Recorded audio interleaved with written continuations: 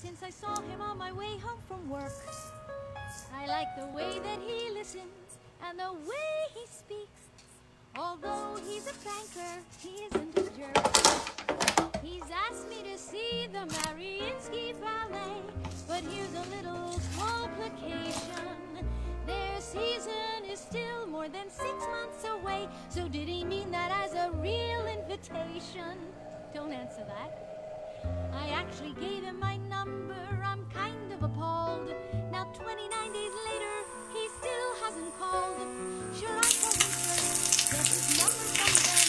No, that idea isn't work. I cannot do it because it's perfectly wrong. Well, wrong for me when I'm supposed to be searching for my perfect Mr. Right. So he's perfectly wrong. Too sad to be the very one to fill my days with laughter and light. Yes, I know that you've told me 1,000 times not to make this a fairy tale quest.